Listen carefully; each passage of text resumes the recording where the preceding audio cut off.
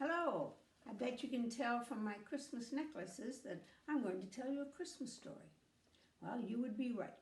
This is called The Baker's Dozen.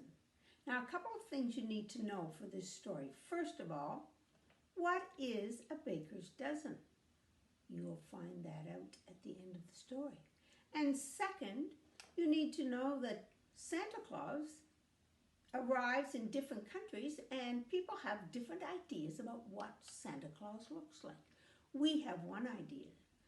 Other parts of the world have different ideas, and the story I'm going to tell you originally comes from Holland, which is in Europe, and they called him Saint Nicholas.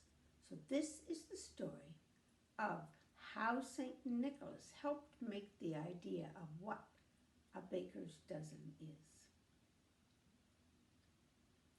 Long ago, there was a baker by the name of Van Amsterdam, and he baked the most wonderful things in the world. Now, every morning he got up and he checked his scales, and he balanced them so that he gave his customers exactly what they asked for.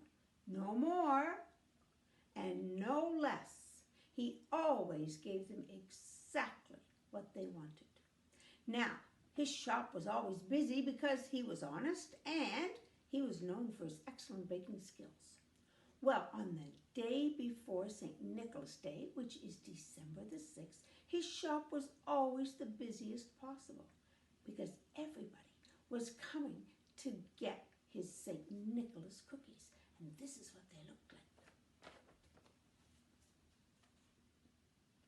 Now, these St. Nicholas cookies looked exactly like the St. Nicholas that would come and visit the children.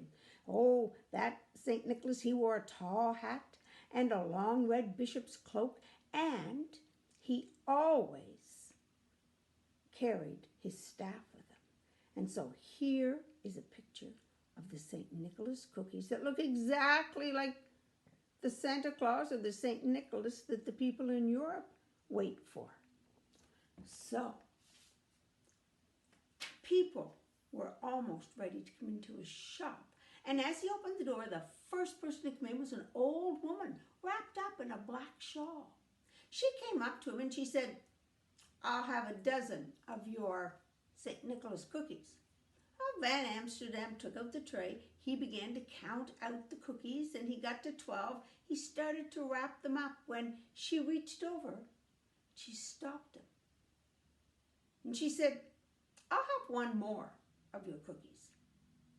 Van Amsterdam said, "What?" He said, "I give customers exactly what they ask for, no more and no less. Everybody knows that a dozen is 12. When you buy a dozen eggs, you get 12. When I sell a dozen cookies, I sell 12.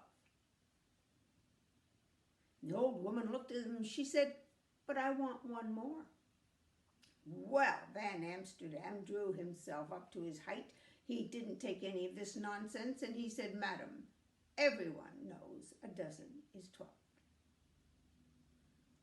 And the old woman said, "Well then, I don't want your cookies." And she turned to leave. Now when she got to the door, just as she opened the door and was about to leave, she turned to Amsterdam and she said, "Van Amsterdam, your fist is tight and your heart is small. Fall down, mount again, learn how to count again." And by this she meant something was going to happen. And then she disappeared. Well, something did happen. After that day, nothing worked for Van Amsterdam. His cakes were all crumbly. His bread didn't rise, it just fell instead. And his cookies were burnt or they were too doughy, and his pies were way too sour or way too sweet, and soon his customers began to notice. And little by little, they began to go to other bakers around. Well, time passed and Van Amsterdam's business got smaller and smaller and smaller until a whole year had passed and he was just there with only a few St. Nicholas cookies waiting to be purchased. But no one came in. And so he grumbled to himself. He said, it's the fault of that woman. And so he went upstairs and he went to bed. But that night he had a dream. He dreamed that he was a little boy again, and he was out in the courtyard, and he was standing right beside a great big sleigh with a huge white horse. And there was St. Nicholas. And all around him were children everywhere, and he was reaching into his bag and passing a child a gift. Reaching into the bag and passing a gift, and everywhere children were laughing and smiling. And Van Amsterdam was that little boy in a dream when all of a sudden St. Nicholas was passing him a gift. And when Van Amsterdam looked at the gift, it was one of his very own cookies.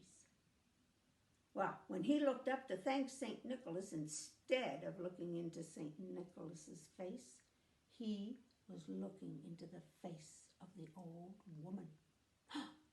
He woke up with a start. He sat straight up in his bed. The moonlight was shining in on him, and he said, and his heart was beating so fast, he said, I give my customers exactly what they want, no more and no less. But why not give them more? And with that thought, he jumped out of bed. He ran down into his bakery and he mixed up a great big batch of gingerbread. He rolled that out. He cut those gingerbread shapes out in the shape of St. Nicholas cookies, and he put them in the oven. When they were done, he took them out and waited for them to cool, and then he iced them with that white and red icing so they looked exactly like St. Nicholas. And oh, when he smelled them, he knew these were the best St. Nicholas cookies he had ever baked. And he put them in his counter tray, and he sat and he waited. And the first person to come in to shop was the old woman in the black shawl. She walked up to St. Nicholas and she said, I'll have a dozen of your St. Nicholas cookies. Well, Van Amsterdam trembled when he took out his tray and he started counting 1, 2, 3, 4, 5, all the way up to 12, and he stopped. And then he looked at the old woman and he said, and one more to make 13. And then he wrapped them up. And the old woman took them and she went to the door. And when she got there, she turned around and she said, Van Amsterdam, you have learned your lesson well. Surely you will have a reward.